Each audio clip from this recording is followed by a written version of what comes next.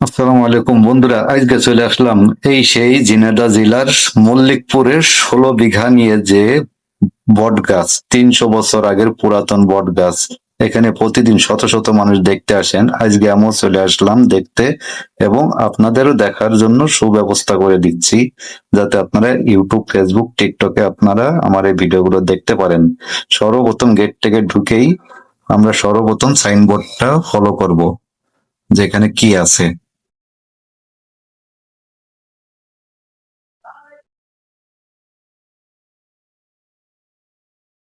দেখুন বন্ধুরা, এখানে আছে সর্বপ্রথম এটা উপভোগ করবেন। এখানে লেখা আছে এশিয়া, যেটা এশিয়া মহাদেশের প্রাচীন ও অন্যতম বৃহত্তম বট বৃক্ষ। কালীগঞ্জ উপজেলার বেচুলি গ্রামে মল্লিকপুর প্রায় 250-300 বছর আগে স্থানীয় কুমারের পুয়ায় দেওয়ালে এই বট বৃক্ষ জন্ম নিছিল। মূল গাছটি মারা গেলেও এটি 45টি ভিন্ন ভিন্ন গাছে প্রায় 208 একর জায়গা জুড়ে অবস্থান করেছে। এর 345টি বায়বীয় ও মূল মাটিতে প্রবেশ করেছে এবং 38টি মূল ঝুলন্ত অবস্থায় বিদ্যমান। 2009 সাল হতে সামাজিক বন বিভাগ বছর এই বটবৃক্ষ ব্যবস্থাপনা করে আসছে। সামাজিক বন বিভাগ যশোর।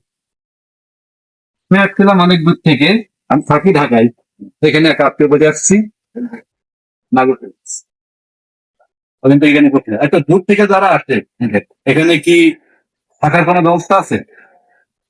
থাকার কোনো ব্যবস্থা এবং সরকারি কোনো অর্ডার নেই। বাংলো আছে তার অর্ডার নেই।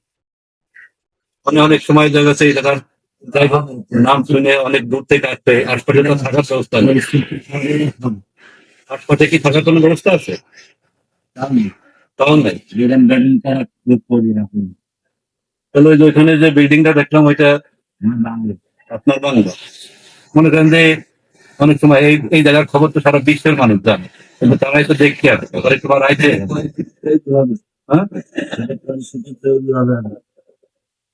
ভালোভাবে ভালোভাবে মানে কোনো সরকারি ভাবে তেমন কোনো না, সরকারি অথবা বন অধিদপ্তর নিয়েছে কিন্তু সেটা পাবলিক ফাংশনের টাকা দেখা হয়।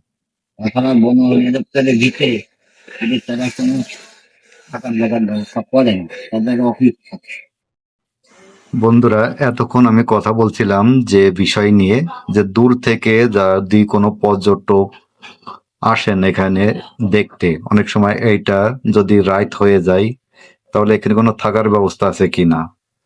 তো এখানে গেটম্যান আমাকে জানাইলেন যে এখানে বাংলো আছে, কিন্তু এখনো অনুমতি দেন নাই, তবে ভবিষ্যতে সামনে অনুমতি দেবেন। দূর থেকে যারা টুরিস্ট আসবেন দেখার জন্য, যদি রাইট হয়ে যায় অবশ্যই থাকার ব্যবস্থা করবেন তারা, কিন্তু এখনো সরকার থেকে কোনো অনুমতি দেন নাই। যাই হোক, এখন আমরা চলে আসছি সেই বট গাছের মূল বিষয় নিয়ে। এখানে যতগুলো বট গাছ আছে সবগুলো বট গাছ আমি আপনাদেরকে ঘুরে দেখাবো, এখানে কি কি আছে, কোন সাইডে কি আছে। প্রত্যেকটা বট গাছে দরকার হলে আমি উঠে দেখাবো, কারণ এখানে আমার আসার অনেক শখ ছিল। এই জায়গার নাম আমি অনেক শুনছি, কিন্তু কখনো আসা হয় নাই। এবার সুযোগ হয়েছে, এই জন্য সময় নষ্ট করি নাই, চলে আসছি। এখানে আমি প্রত্যেকটা গাছে উঠবো।